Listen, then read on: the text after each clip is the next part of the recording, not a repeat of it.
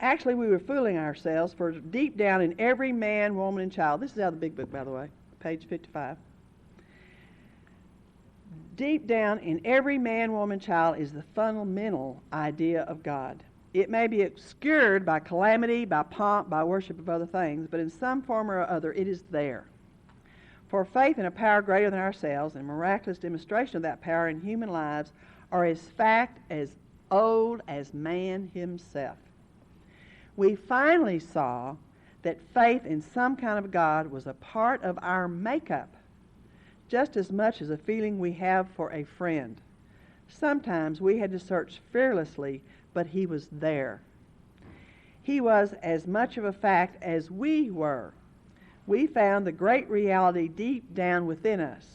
It is in the last analysis, it is only there that he may be found. It was so with us. Now, if the big high mucky muck can come up with that, this is the greatest information that you will ever have on the third step. Deep down, he's here, he's always been, and that's where he will be found. Thank you for your attention, and let's go to lunch. Lynette, where do we go? What do we do? There she is. Anybody in this fellowship who has come up to and said, whoa, I want to do that fourth step. You know why we don't want to do the fourth step? You know what comes next. It's not a matter of writing the fourth step, is it? It's a matter of the fifth step. Step 4 made a searching and fearless moral inventory of ourselves. Let's look first at some of the reasons not to.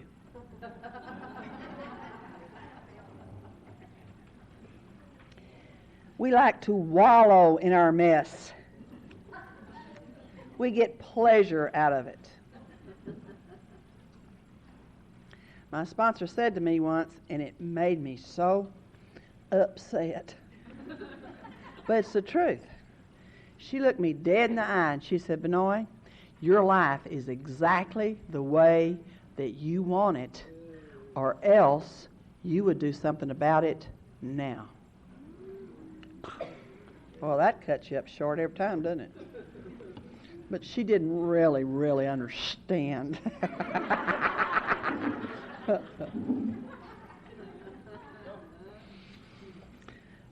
2, self-righteousness or grandiosity. Now, all this is coming out of the books, by the way, 12 of 12.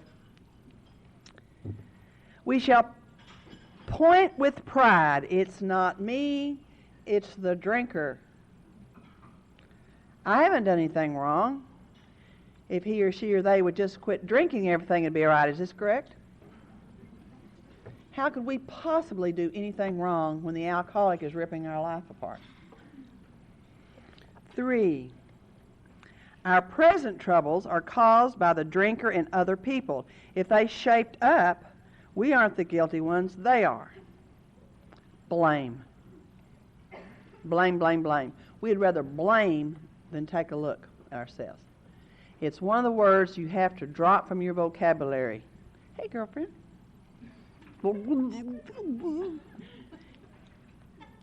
No more blame. It's gone. You cannot have that in your vocabulary. There are times when people use a word too often, they have to write that word on a piece of paper and hand it to me. It's no longer theirs. It's a good little exercise if you're tired of hearing the whining. Get them to write it on a piece of paper, give it to you, and it's just, they won't use it.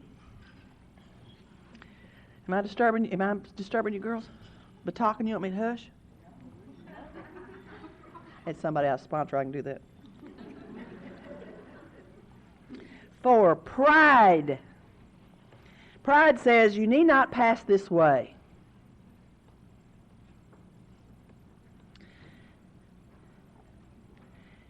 It's a pride that is not a pride of how we should look. It's this pride of, or the grandiosity of, I'm okay, and I cannot let you know that I'm not okay.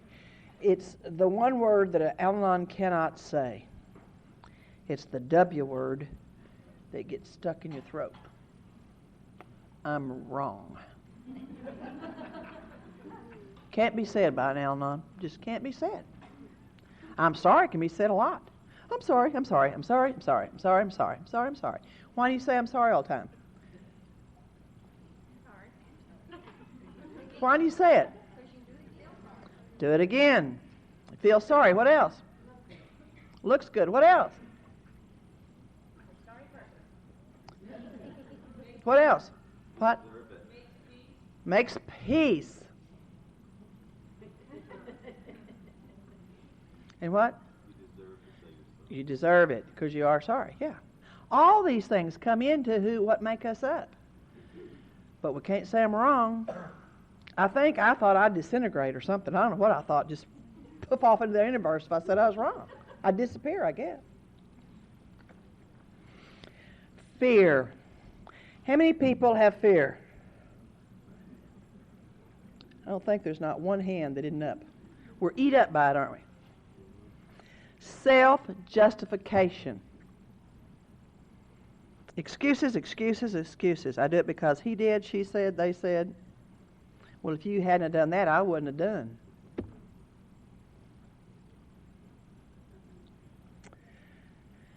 And many other things. Trust. I had a gal, oh man, I have such trust issues. I love what my sponsor says. I've been coming before there was any issues.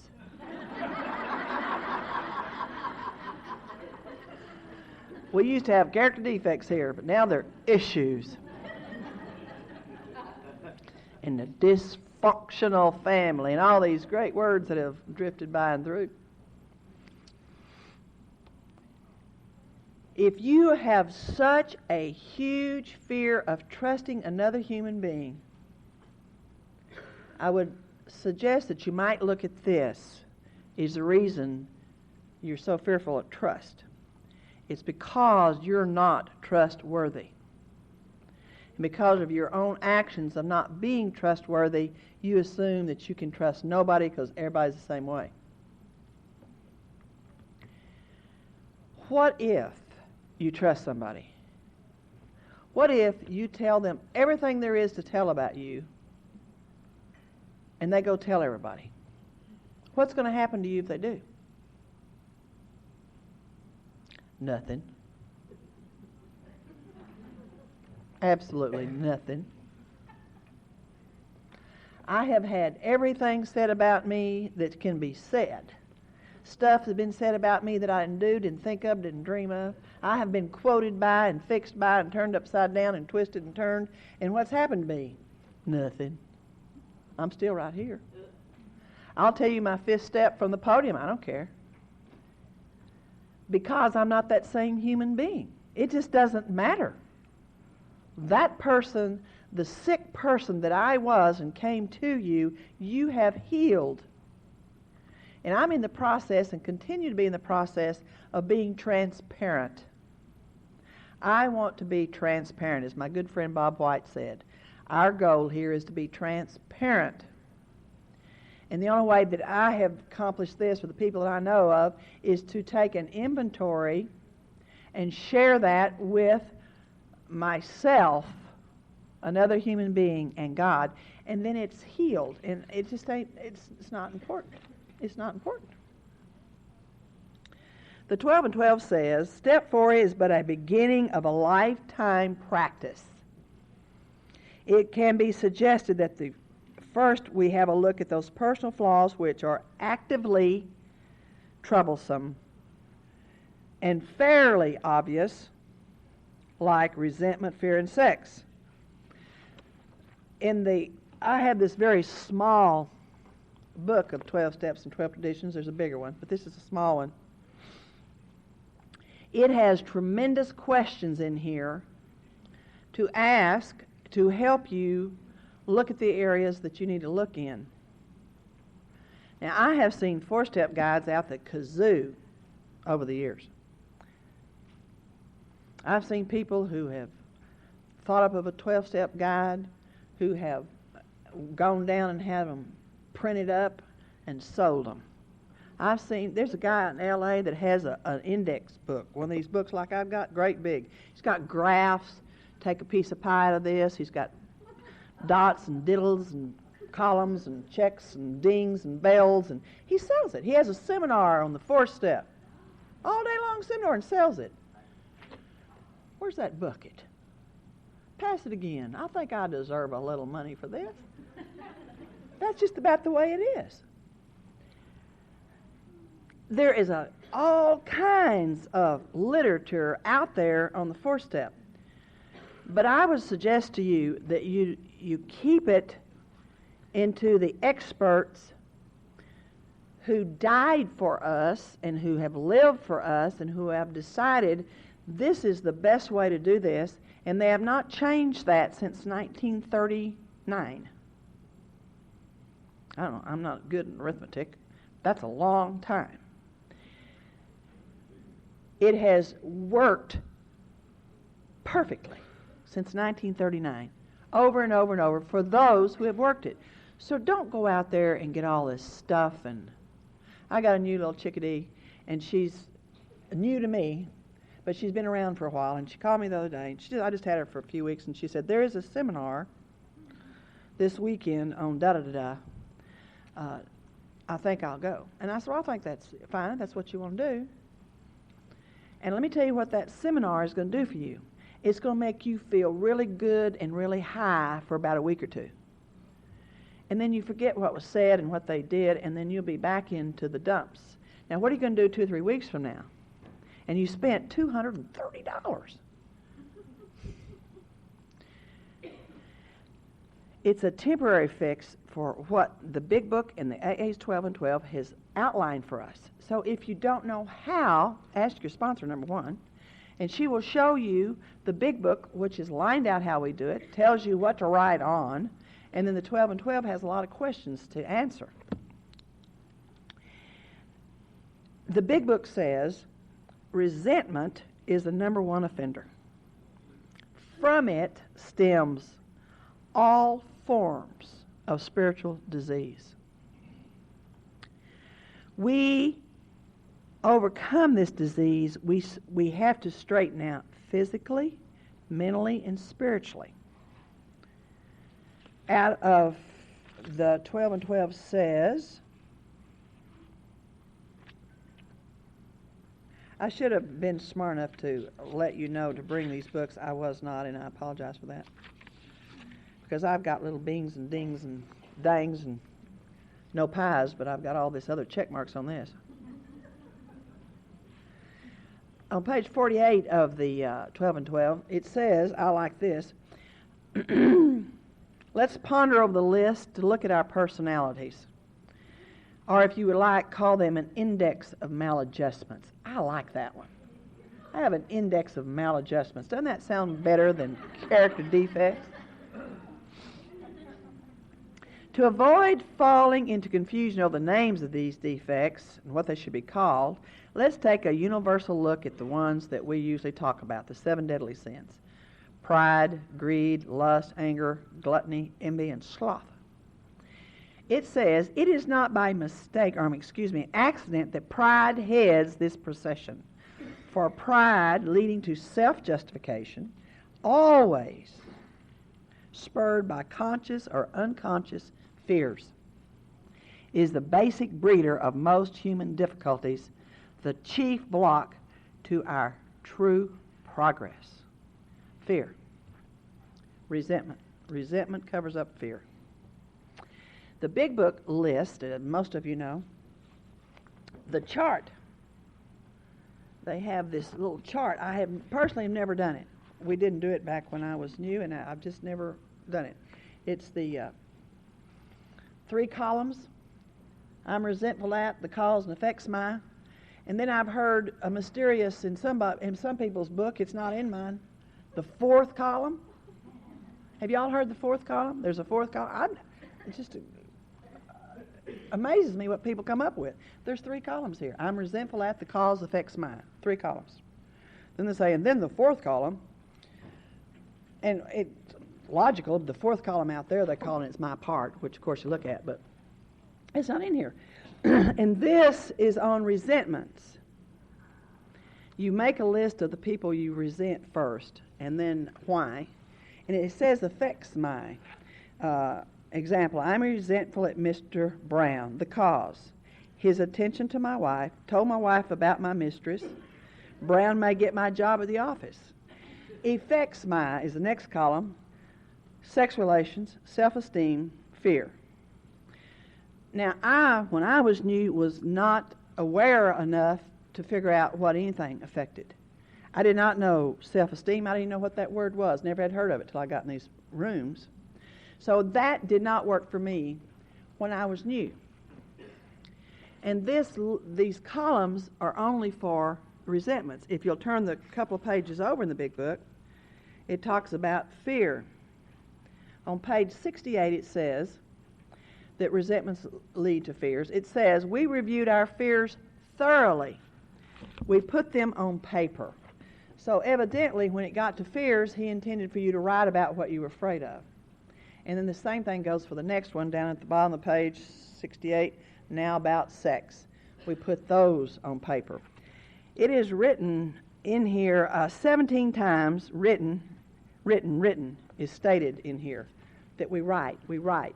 So evidently they really wanted us to write about resentment, fears, and sex. And the way that I did it, and the way I was told to do it, and the way that I suggest, is you start writing about everything you can remember about fears, sex, and resentments from childhood on up. Talk about how you resented your mom and dad, the fears of your mom and dad, what kind of sexual things went on in your childhood. Who molested you? Everybody's been molested. How did you find out about masturbation? Everybody does that. I just almost fell under the table when somebody mentioned that one time. God, dog. We were at this conference. We was at this conference this weekend, and this woman was the speaker, and I mean, she was a speaker, and she just left nothing unturned. And they invited her to our room. There's a whole slew of us in the room, and we had bunk beds. And she was talking about sexual things, and I'm telling you, you know how I sit in the audience when the speaker's going, I go, when you identify, you know how you do that? That night I went,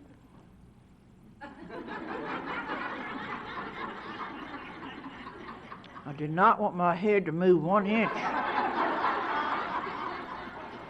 I did not look to the right. I did not look to the left. I looked straight at her. I did not blink. I knew there was a TV here, and I knew my life was flashing in front of this woman, and she was reading it. I was sick at my stomach. And she mentioned how everybody masturbates. I thought, my word, she can't do that in public. I mean, you just can't say that word. 2 women left the conference. They went and got their husbands, and they left the conference. There was trash going on in this place. Now, Oprah talks about it. Jerry Springer talks about it. You know, I mean, it's just the big deal. It's no big deal anymore. I mean, it's just everywhere. Let it go, Vannoy. Just let it go.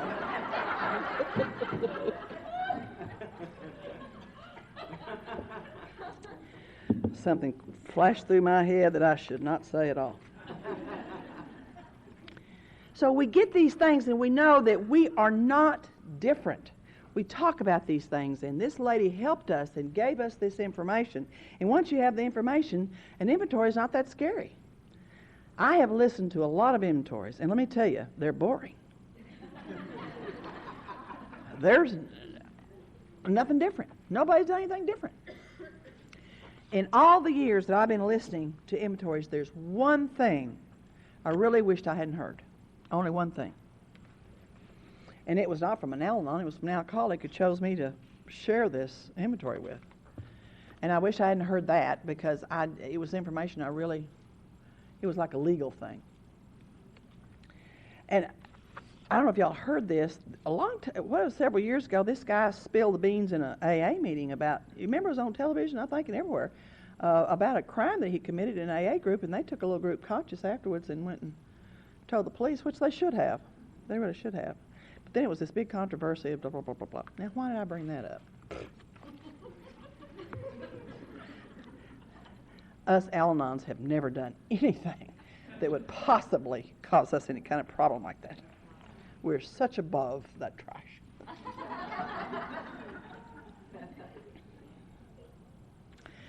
So this is what I did. I wrote about the fears, I wrote about the resentments, I wrote about the sex. I absolutely wrote everything I could possibly write on a legal yellow pad except a couple of things. There's a couple of things that the AA talks, 12 and 12 talks about taking to the grave stuff. I mean, there's enough on there too. I mean, man, I just didn't need these other couple of things. Just leave those, just leave those off. This same weekend, this same woman that I'm talking to y'all about talked about it from the podium. And I had to go talk to her and then go talk to my sponsor. It's really funny. After she talked, I was just miserable. This lady had talked, was this Friday night speaker. I was miserable. My sponsor said, you need to go talk to her, so I did. And the lady says, well, do you need to take your fifth step? And I said, oh, no, I just finished a few weeks ago. And she said, well, let's get to what you left out then. Scared me. And I'm a new person in Al-Anon. I thought, she can read minds. I mean, she can. I was frightened. How did she know? How did she know? How did she know? And I finished that, and she said, you need to go back and tell your sponsor, so I did. I have discovered that there are absolutely no new sins, no new nothing with us. We all, as Al-Anons, have just about the same characteristics. That's why we're all in this room together. We're weird, and we're together here because we basically do all the same things, have all the same thoughts, and are addicted to the same disease, the alcoholism. We're addicted to that. And once we can get that concept, it is so great. And once we get the concept of what makes us up, it's easier for us to change those things. Marcy White, which is a great grand sponsor of mine, had a list of isms one time, and she read them, and it just fascinated me. So I made the list and have worked on it through the years, and it is, I mean, there's no difference. It's just the same thing. And here's the list as I have seen it and have experienced it and heard from her. This is untreated Al-Anon isms. Remember the alcoholism, they talk about the isms of alcoholism? A man said this one time. He had a meeting on, and the subject was what makes up an alcoholic. And they all went around the room, and everybody, shared. And when they got back to him, he said, the one thing that has not been, nobody mentioned was drinking. Nobody mentioned drinking makes up an alcoholic. They talked about all the isms. And I thought that's so fascinating because what we do is talk about the problem and not the isms. And here's what we've come up with. Self-centeredness / self-involvement. Martyr. Knowing best. I know best. The denial / our blind spots. Low self-image. Low self-esteem, self-pity, resentments, blaming and complaining, always having to be right. How many hours do you spend trying to prove you're right? I mean, Jim and I, for instance, we're taking a walk, and we go to the dead end of the street. I automatically turned left, and he turned right. And I said, no, we don't want to go that way. He said, yeah, we do. I said, no, we don't. And we stood there telling each other why it was right to go this way, and he said go that way. I mean, we were there 30 minutes, explaining to each other which was the right way. I won. Fear, fear, fear, fear. Frustration. We get so frustrated, just let them do it. I'm so frustrated, okay, have your way. Just wear me down. Do they not? Just wear you down. Just Depression. Expectations. Addicted to excitement. Good or bad, addicted to excitements. Take life too serious. Humorless. No humor. Dramatic. Drama queens. Kings. Vindictive. I never thought it was vindictiveness. I thought it was explaining to you exactly how much you've hurt me.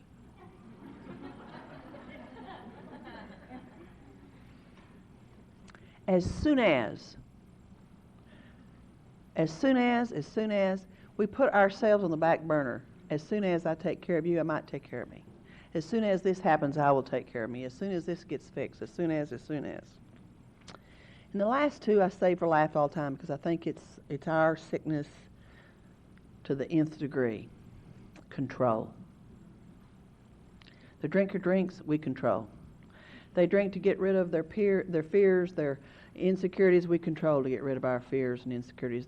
All the things that you read about the big book, about the alcoholic drinking, it's our controlling, control.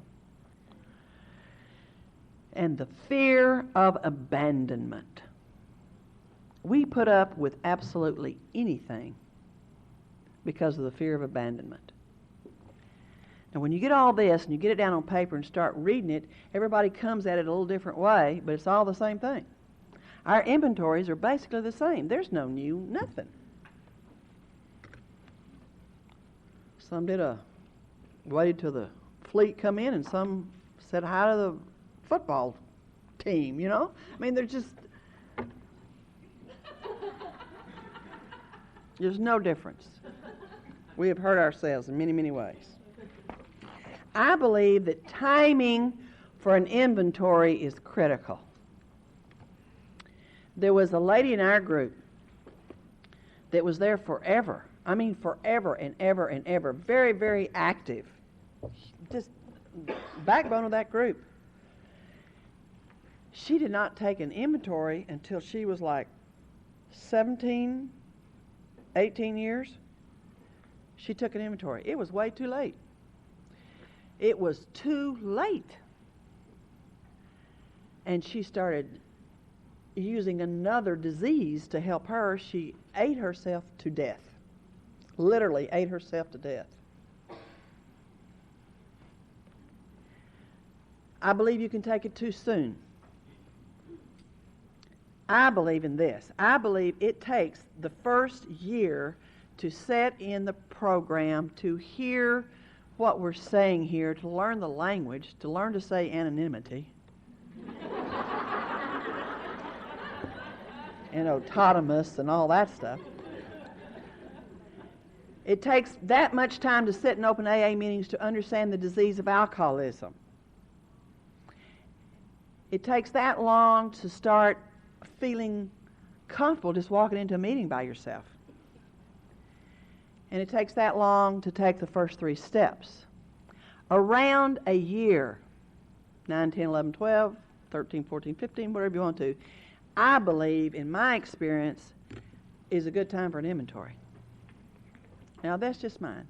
You may have different, but that's what I have discovered that works real well.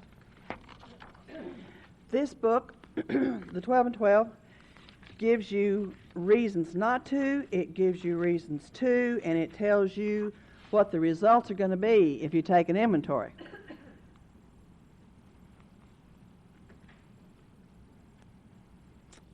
Page 53 of the 12 and 12, AA's 12 and 12, is a form of our twisted relations with family and friends and society at large that many of us have suffered the most.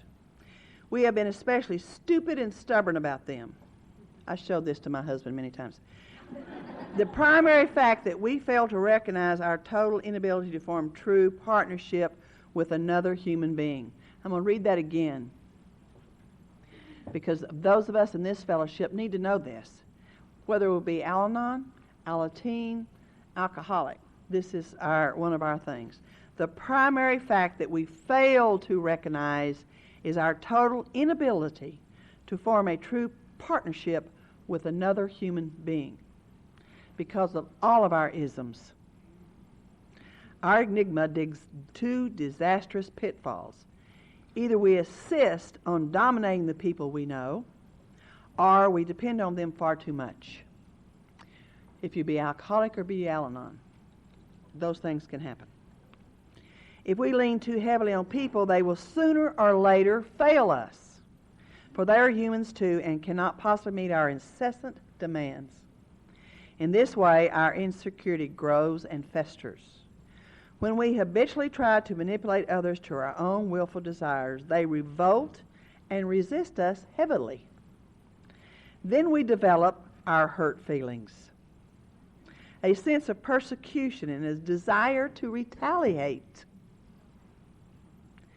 As we redouble our efforts at control and continue to fail, our suffering becomes acute and constant. We have not once sought to be in a family. We have not once sought to be a friend among friends, to be a worker among workers, to be a useful member of society. Now, this is our dilemma. This is our inventories. This is what should be put down on our paper. Then it goes on to tell you in step 5 how to get rid of all this stuff. Step 5, admitting to God, to ourselves, and other human beings the exact nature of our wrongs.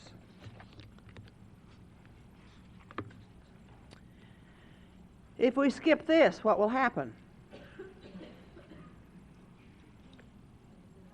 Right. And if you don't take a 5th step, there you are. What else?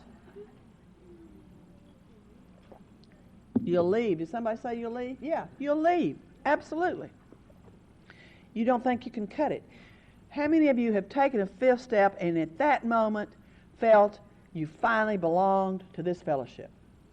I fit now. I belong. Look at that. Half the room. That's it. That's one of the values of it. If we skip this vital step, we may not overcome our phoniness, controlling, or drinking, says the 12 and 12. So why should we take it? This is some of the reasons the 12 and 12 are listed. So we can deflate the ego. Get rid of that terrible sense of isolation. We can then start having the sense of belonging. We'll get the feeling of forgiveness no matter what we thought or what we did. We will forgive others. We will learn about humility. We become real and honest. And I have out here / the Velveteen Rabbit. I don't know how many of you have ever read this little child's book, The Velveteen Rabbit. If you have not, I highly suggest you go to a bookstore this weekend and get The Velveteen Rabbit and read it. It's a little kid's book. It's the most awesome thing. Need outside help if we are to surely know and admit the truths about ourselves. That's why we need to take a 5th step. When honest with another human, we are truly honest with ourselves.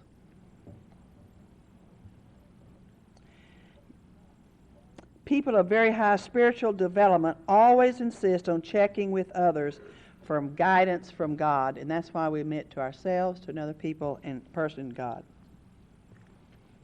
Now, who do we tell this to?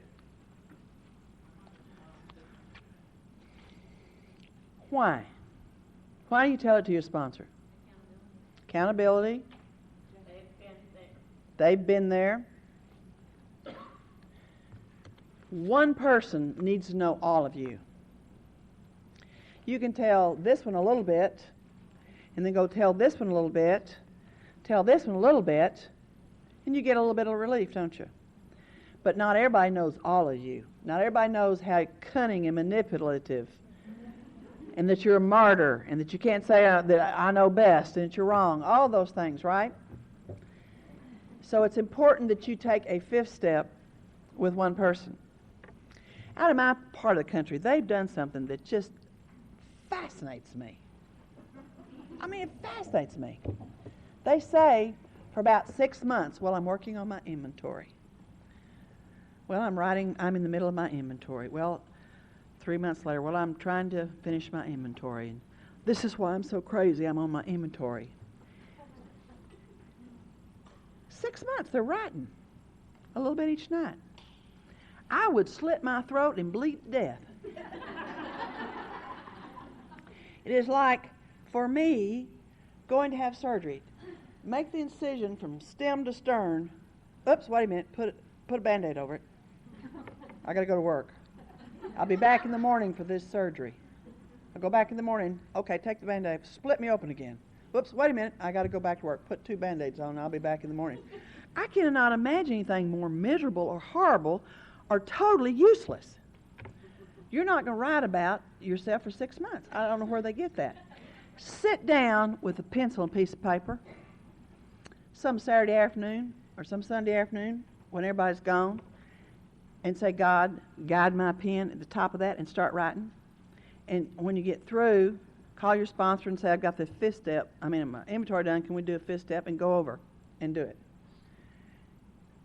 And when you get through, man, you skip, you jump, you hop. You feel like a whole new person. The reason we do it is to get healed. And that one person that y'all just talked about has been there and can do it for you, just like it was done for me, like I've done for others. There's absolutely nothing more magnificent than listening to someone's 5th step and watching the change that happens to them.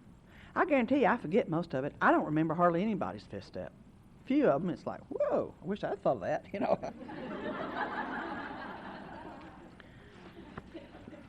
I heard one the other day. She got food coloring when he was drunk one night and put it in strategic places just in case he was going to go somewhere and do something he shouldn't if he stripped. Red and green stuff.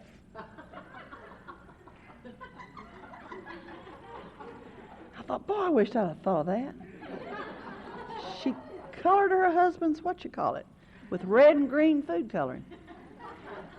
It doesn't come off real quick.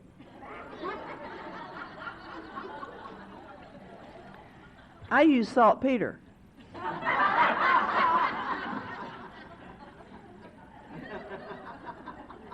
That was in a 5th step. I used it. I was pregnant and I was getting too big and too uncomfortable and I didn't want him going any place, so I fed him saltpeter and the mashed taters. And I took it too, and I was really worried it might have done something to my son, so I fessed up and found out it wasn't a problem. But you find fascinating things in 5th steps, and most of it, like I say, it just goes away. I don't remember that stuff. I just don't. I think I would be so bogged down that spiritually I couldn't if I remembered it. And anytime somebody comes, I ask God just to take it and use me as a channel.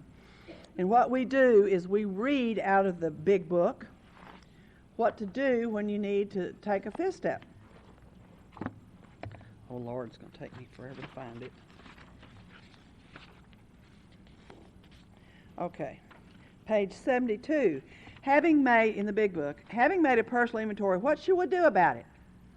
We've been trying to get a new attitude, a new relationship with our Creator, and discover the obstacles in our path. We have admitted certain defects. We have ascertained in a rough way what the trouble is. We have put our finger on the weak items in our personal inventory. Now these are about to be cast out. This requires action on our part.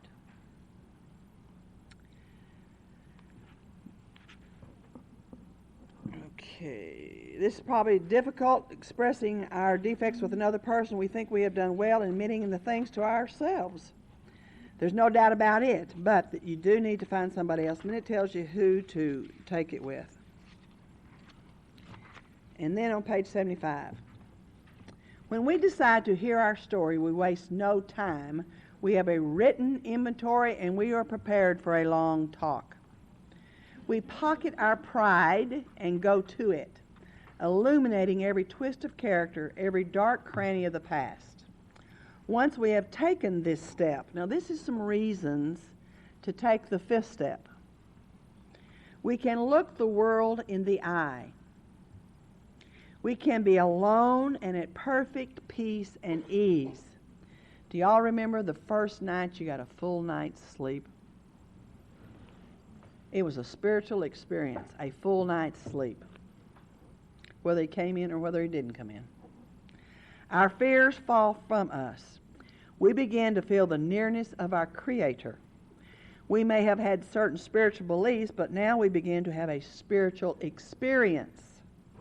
That feeling that the drink problem and our control problem has disappeared will come very strongly to us.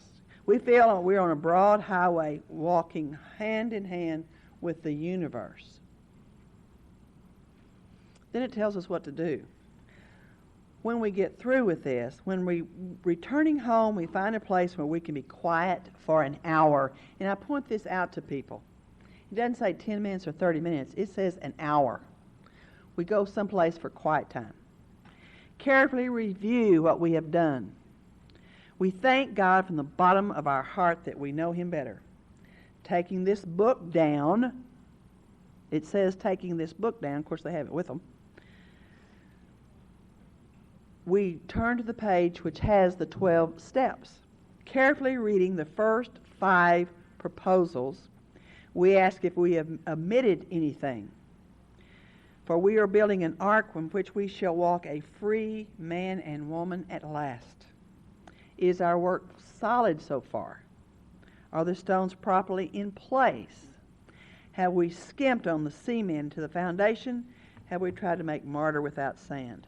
Now this is awesome, awesome stuff.